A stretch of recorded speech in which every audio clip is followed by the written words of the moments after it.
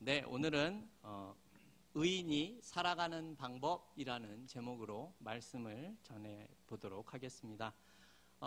이 하박국서의 이 시작을 우리가 보게 되면 유다 백성들이 하나님의 그 말씀에 대해서 순종하지 못하고 패역한 모습을 보이고 겁탈과 강포 또한 변론과 분쟁하는 그런 일들을 일삼고 있었다라는 사실을 우리가 1장의 내용을 통해서 알 수 있었습니다. 이때 하박국 선지자가 이러한 사회의 이런 전반적인 죄악 가운데 물들지 않았고 홀로 의로움을 지키고 그렇게 살아가고 있었습니다.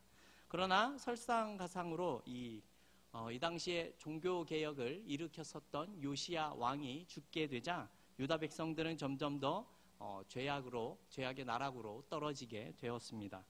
또한 주위의 열강들 속에서 어떻게든 살아남고자 하는 모습이 있었기 때문에 이 당시 유다의 모습이 그 가운데 하나님을 의지하는 것이 아니라 다른 것을 의지하고 그들의 신앙은 점점 더 부패해져가며 하나님은 이방 나라를 통해서 이 유다를 징계하는 모습까지 이르게 됩니다.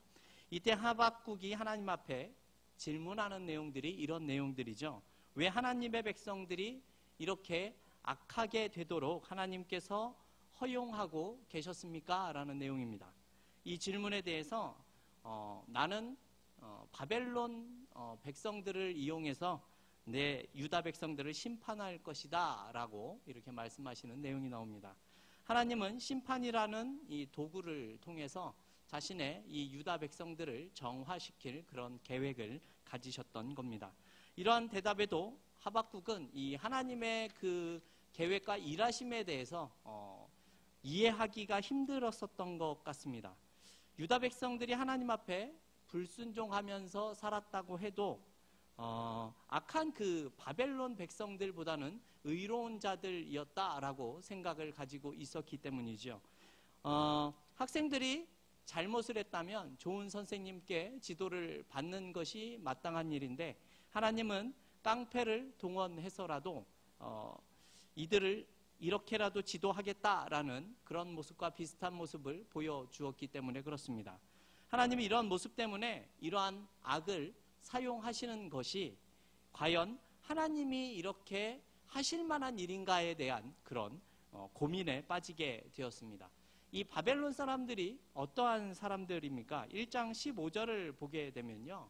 유다 백성들에 대해서 이 그물과 낚시를 하듯이 그들을 잡았다라는 그런 표현이 나타나고 있습니다.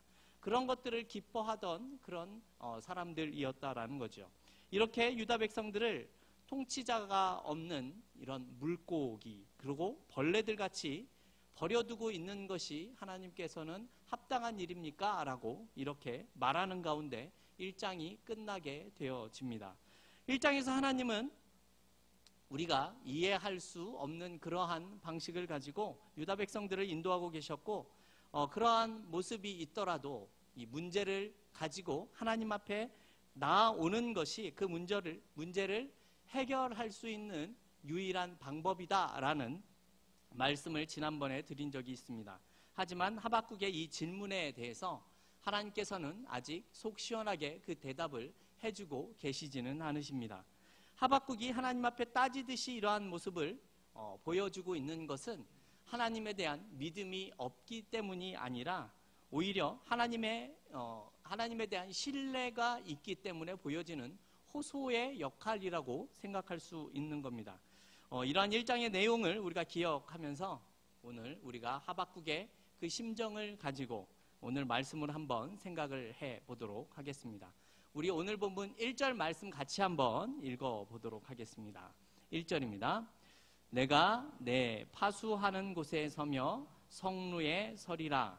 그가 내게 무엇이라 말씀하실는지 기다리고 바라보며 나의 질문에 대하여 어떻게 대답하실는지 보리라 그리하였더니. 네, 아멘. 이 1절을 보게 되면요, 이 하박국 선지자의 단호한 의지 같은 것이 보여지고 있죠. 하박국이 파수하는 곳에 서 있다라는 내용이 나옵니다. 파수꾼은 소식을 알리는 자이지요. 네. 성 앞에 적국이나 혹은 아군이나 지원군이 나타나게 되면 이 내용을 곧바로 성 안에 알리는 중요한 임무를 가진 자들이 파수꾼들입니다. 아마도 자신을 파수꾼으로 묘사하면서 하나님이 위기에 처한 이 유다를 구하러 나타나실 것에 대한 그러한 이야기를 전달하는 자로 이렇게 생각을 했었던 것 같습니다. 비록 하박국이 아직 하나님께서 이 세상을 다스리시는 그 방법에 대해서 온전히 이해는 하지 못하고 있지만 나름대로 본인이 신앙인으로서 지녀야 할 그러한 자세나 모습을 우리에게 보여주고 있기는 합니다. 지난 시간에 기억이 안 나셨을지 모르겠지만 이 하박국을 다루면서 시편 73편의 아삽의 시를 소개해 드린 적이 있습니다. 이 아삽이 악인들의 그 이해할 수 없는 형통의 모습에 대해서 어떻게 해야 하는지 잘 몰랐지만 하나님 앞에 서는 것을 통해서 그 문제를 해결받았다라는 말씀을 드렸었습니다.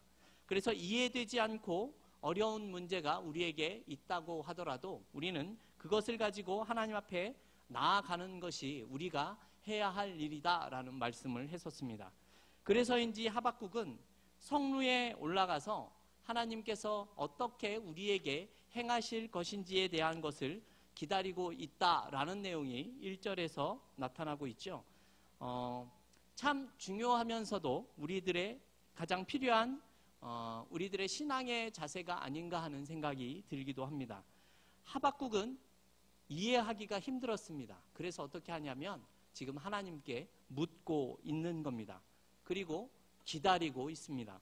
하나님이 뭐라고 하시는지 듣고 싶었고 하나님이라면 능히 말씀해 주실 수 있다라는 믿음을 가지고 있었기 때문에 그렇습니다. 참 중요한 모습이죠. 무엇이 중요합니까? 하박국이 하나님 앞에 맡기고 있다라는 것이 참으로 중요한 모습입니다. 1절에 보이는 모습이 무엇입니까? 하나님 앞에 맡깁니다. 이 성루에 서서 하나님 파수꾼처럼 하나님께서 뭐라고 말씀하실지를 기다리고 있다라는 말이지요. 이러한 하박국의 모습과 우리의 모습과 조금 다른 점이 무엇인가 하면요. 하박국은 하나님 이렇게 해주십시오라고 결정을 해놓고 기다리고 있지는 않다라는 말입니다. 하나님 말씀하십시오. 제가 기다리겠습니다 라고 말하고 있습니다. 이 말이 무슨 뜻이겠습니까? 하박국은 전적으로 하나님 앞에 맡기고 기다리고 있다라는 것입니다. 우리가 하나님 앞에 문제를 가지고 섰을 때 보이는 모습들이 있습니다. 우리는 하나님 앞에 기도를 합니다. 하지만 하나님 앞에 전적으로 맡기지 못하는 경우들이 꽤 있습니다. 이것이 무슨 말이냐 하면요. 맡긴다라는 것은 그 사람을 신뢰하는 것으로부터 나오는 것이죠. 우리가 어느 곳을 가서 어떤 사람에게 귀중품을 맡길 수 있다라는 것은 그 맡기는 사람에게 신뢰가 있기 때문에 가능한 일이다라는 것입니다. 하지만 맡겨놓고 불안에 떨고 있다라면 우리는 그 맡아주는 자에 대해서 신뢰를 가지고 있지 못하다라는 결과를 생각해 볼 수 있습니다. 이와 똑같습니다. 우리는 많은 문제들을 가지고 하나님 앞에 서고 나아갑니다. 기도합니다. 하지만 맡기지 못할 때가 있다라는 것이죠. 하나님 앞에 기도하고 맡겼다면 우리는 불안해하지 말아야 할 텐데 전능하신 하나님께서 일하실 것을 믿고 어떻게든 그 일을 해결하실 것이다라는 믿음을 가지고 있기 때문에 우리는 불안감이 없어야 한다라는 것이죠.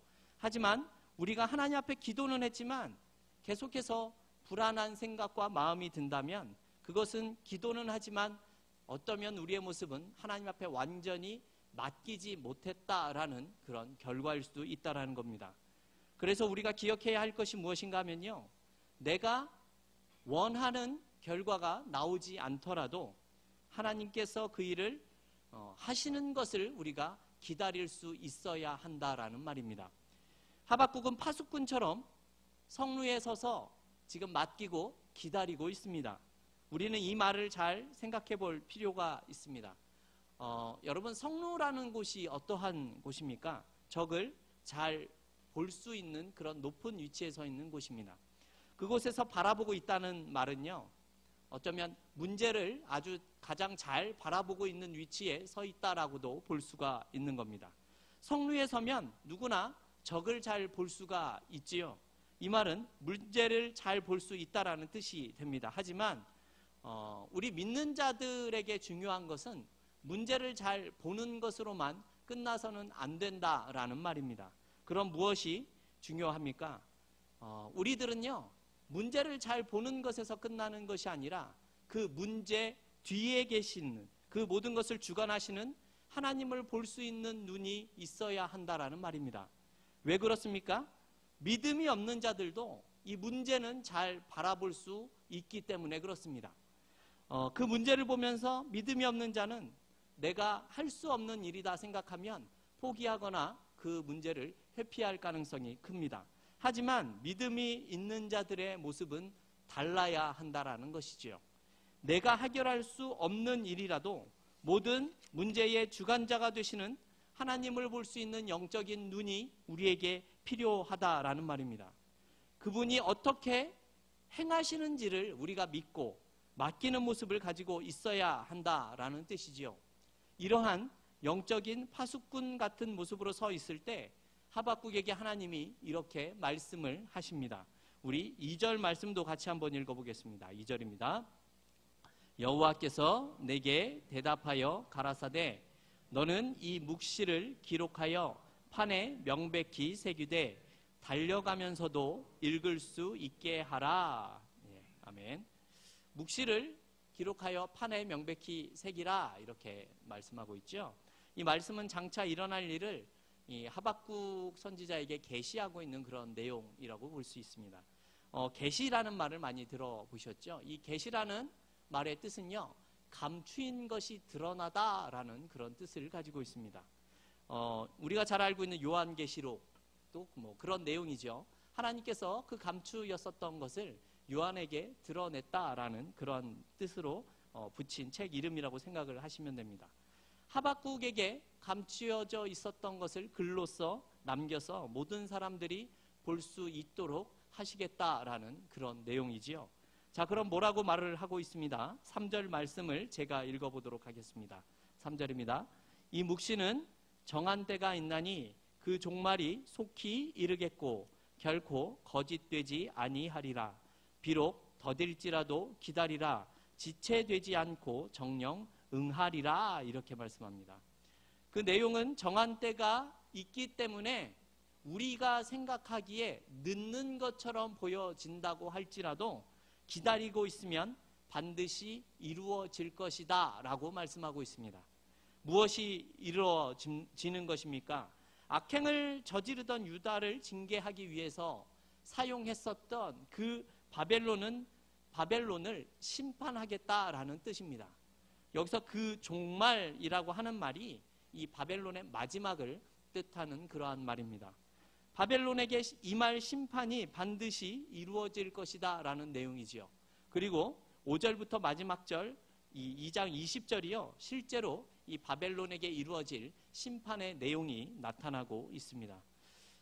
여러분, 우리가 기억해야 할 것은요, 하나님의 말씀은 반드시 이루어진다라는 것이죠.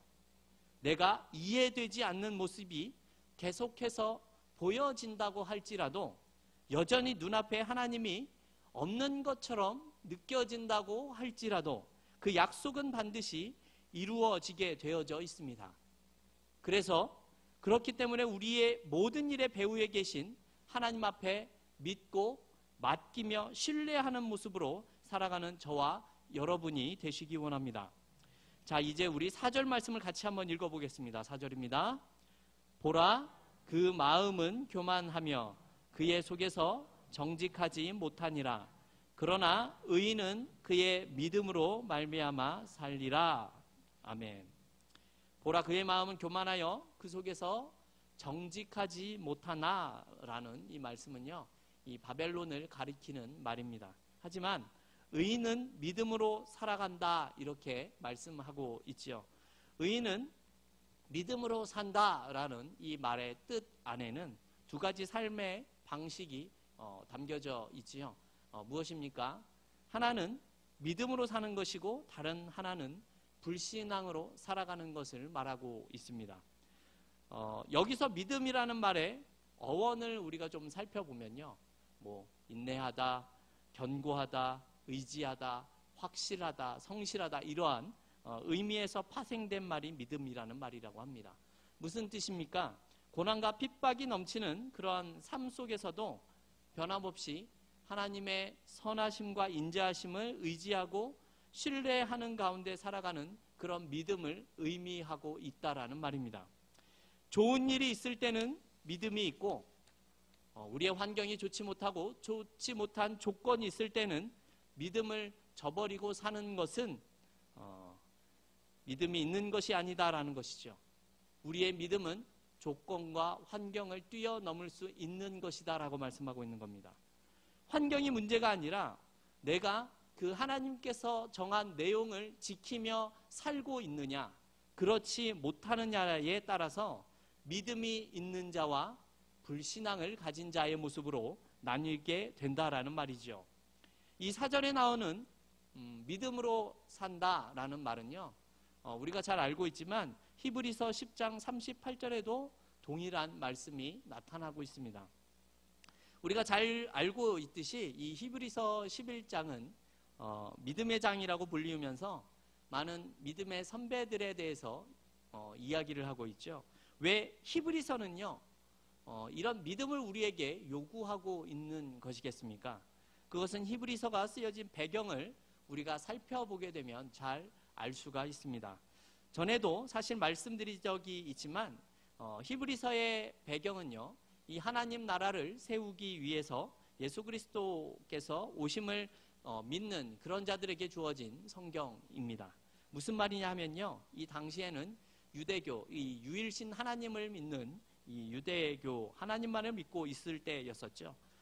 그런 가운데 예수께서 오시자 이 예수님을 믿는 기독교로 개종한 사람들이 생기게 된 겁니다. 이렇게 기독교를 믿는 사람들은요, 이 유대교 사람들에게 출교를 당하게 됩니다. 출교를 당하게 되었다라는 말은요, 유대교 사회 안에서 그 어떤 경제적인 활동이나 사회적인 활동을 할 수 없다라는 것을 의미합니다. 쉽게 표현을 하면 먹고 살 수 없는 그런 환경이 되었고, 유대교 사람들로부터 왕따를 당하는 그러한 위치에 서게 되었다라는 뜻입니다. 이 당시 기독교인들은요, 이러한 박해 속에서 다시 오실 예수님을 기다리는 그런 믿음을 가지고 생활을 하고 있었다라는 말입니다. 그래서 히브리서의 앞쪽에는요, 예수님이 어떠한 분이신가에 대한 내용이 나오고 있고요, 뒤에는 믿음의 선배들이 어떻게 믿음을 지켰는지에 대한 내용이 나오고 있는 겁니다. 이런 것이죠. 너희가 믿음을 지키면서 살아가는 것이 얼마나 힘든 일인지를 잘 안다. 하지만 너희의 믿음의 선배들도 이와 같이 믿음을 지키며 살지 않았느냐? 그러니 너희도 포기하지 말고 끝까지 믿음을 지켜야 한다. 이렇게 말씀하는 겁니다. 여러분, 우리가 방금 읽어본 이 2장 4절에 나오는 오직 의인은 믿음으로 말미암아 산다라는 말씀은요, 이 하박국이 이 본문 안에는 나타나지는 않지만 하나님 앞에 꿇어 엎드리며 구한 질문에 그런 답으로 나타나져 있는 것이 사실입니다. 어떠한 내용이 담겨져 있는 내용이겠습니까? 이러한 내용이죠. 왜 이 나라는 하나님의 법을 지키는 자가 없고 의로운 자도 없는 것 같고 오히려 악이 이기는 것 같고 하나님을 모르는 사회가 된 것 같고 이렇게 악한 사회를 만들었는데 하나님께서는 어찌하여 침묵만 하고 계시는 겁니까? 라는 하박국의 질문입니다. 이 말에 대해서 하나님이 하시는 말은 나는 침묵하지 않는다. 곧 심판을 할 거다라고 말씀하시는 거죠. 그러자 하박국은 아니 그렇다면 모든 사람을 다 같이 심판하신다는 이야기입니까? 의로운 자까지 함께 벌을 받는 것을 말하는 것입니까? 라고 대답을 합니다.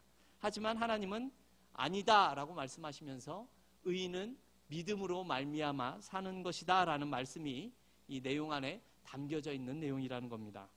의인이 무엇으로 산다고 합니까? 믿음으로 산다고 합니다. 의인은 하나님의 심판과 이 세상의 불의한 상황 가운데 묶여져 다시 들어가는 것이 사실이기도 하지만 하나님께서는요, 이렇게 세상에 묶여 들어간 의인을 버려두고 모른 척하는 것이 아니라 그 의인을 붙들고 있다라는 말입니다. 그래서 믿음으로 사는 것이 필요한 것입니다. 성도 여러분, 사실 우리는 하박국처럼 나라를 걱정하고 민족을 걱정하는 모습에서 하나님에 대한 의문을 가지고 지금 이 자리에 나와서 그 답을 기다리고 있는 것은 아니지만 우리에게도 남들에게는 말하기 힘든 그런 어려운 현실 속을 살아가고 있는 것이 지금 우리의 실제의 모습이기도 합니다. 모습은 다르겠지만 우리에게는 이러한 질문이 있을 수도 있는 겁니다. 왜 우리의 가정은 화목하지 못한가입니다. 왜 우리의 가정은 물질적인 문제로 늘 고민을 해야 하는가입니다. 왜 우리의 가족 중에는 아직도 예수를 믿지 못하는 가족이 있는가입니다. 왜 우리의 자녀들은 부모를 속을 썩이는가입니다. 왜 나는 이렇게 아파야 하는가입니다. 왜 우리의 부모님은 이렇게 아프셔야만 하는가입니다. 왜 하나님은 코로나를 허락하셨는가이지요. 왜 나의 신앙은 아직도 이렇게 연약한가입니다. 훨씬 더 다양하고 많은 문제들이 있겠지만 우리는 이 현실에 대해서 하나님께 의문을 가질 수 있다라는 말입니다. 그리고 우리의 이 의문에 대해서 하박국처럼 우리도 하나님께 질문을 할 수 있다라는 것이죠. 하나님, 침묵하시지 마시고 우리에게 말씀하십시오. 그 대답이 무엇이라고 지금 하시는 겁니까? 오직 의인은 믿음으로 말미암아 살리라입니다. 성도 여러분, 지금 하박국은요, 너의 생각과 다르더라도 내가 원하는 것이 아니라고 할지라도 때로는 조금 손해보는 일이라고 해도 때로는 억울한 일을 당한다고 하더라도 그래도 의인은 믿음으로 말미암아 사는 것이다 라고 말씀하고 있는 겁니다. 성도 여러분, 오늘 하나님께서 이러한 믿음을 우리에게도 요구하고 계시는 겁니다. 믿음이 있는 자들은 하나님의 은혜로 살아가고 있기 때문에 끝까지 하나님을 신뢰하고 인내하면서 살아가는 겁니다. 나의 조건이 불리하고 사회가 불의한 모습을 보인다고 해도 하나님의 임재와 그 능력을 끝까지 신뢰하고 하나님께 맡기는 믿음을 가지고 살아갈 수 있는 그런 저와 여러분이 다 될 수 있기를 주님의 이름으로 축원합니다. 네.